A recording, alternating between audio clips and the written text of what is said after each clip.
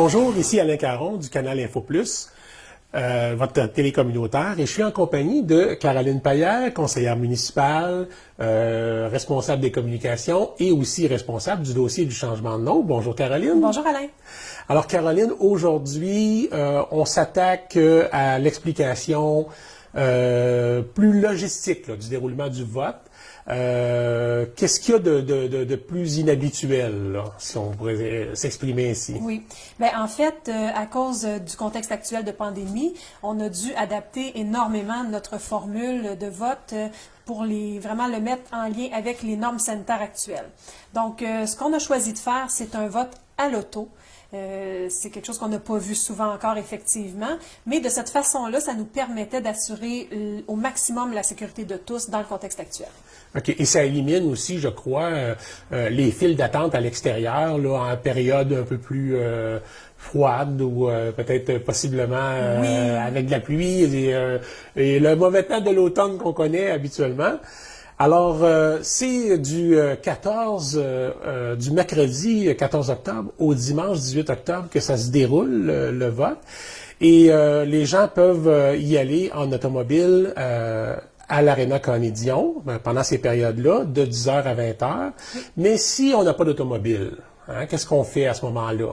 Oui, effectivement. Il y aura quand même 2 journées où le vote en présence sera possible, donc le 15 et le 17 octobre. Toujours de 10h à 20h, les gens qui n'ont pas de véhicule pourront se présenter à pied directement à la salle du conseil. Donc, il y aura cette option-là également.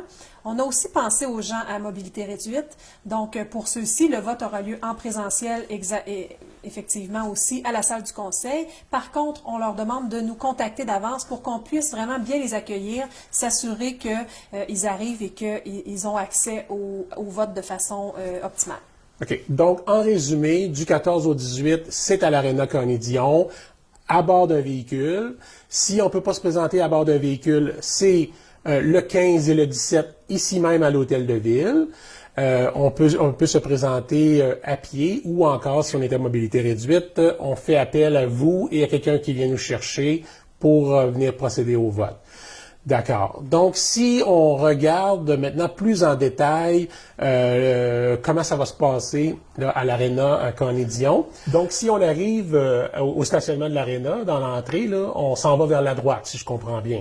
Oui, effectivement. Donc, les gens vont entrer par ici, vont se diriger à la droite et il y aura un accueil et c'est à ce moment-là qu'on va leur demander de préparer leur pièce d'identité pour la suite. Et quelles sont les pièces d'identité que j'ai besoin pour le vote?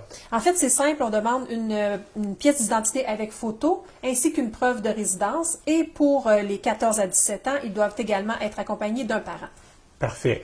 Alors là, on s'est identifié. Est-ce que c'est à ce moment-là qu'on remet le bulletin de vote? Non, en fait, ici, on tombe un peu en attente, si on veut. Donc, on prépare nos cartes et quand c'est rendu à notre tour, on va se diriger sous le chapiteau et c'est à ce moment-là qu'on va présenter nos pièces d'identité. Donc, une fois que les pièces d'identité vont avoir été enregistrées, tout ça se fait sur place. Ça prend quand même un certain temps, donc on demande aux gens d'être patients.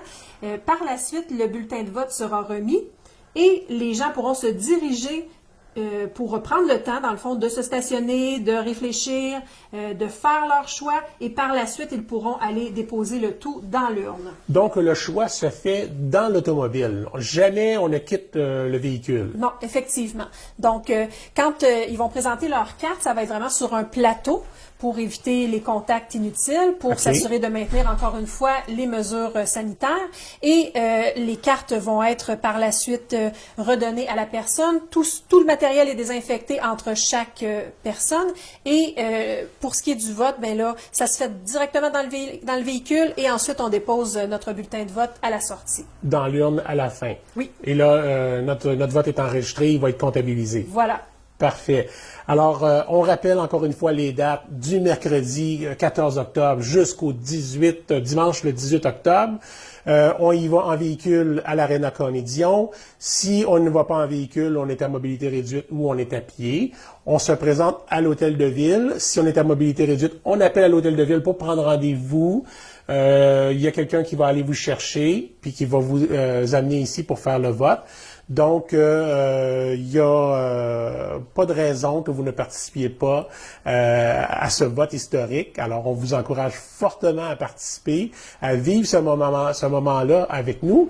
Et si jamais vous avez encore une fois des questions, vous pouvez communiquer avec l'Hôtel de Ville. À quel numéro? Dans le 819, toujours le 879-7171, le poste 3230, ou encore une fois par courriel à communication@ville.asbestos.qc.ca.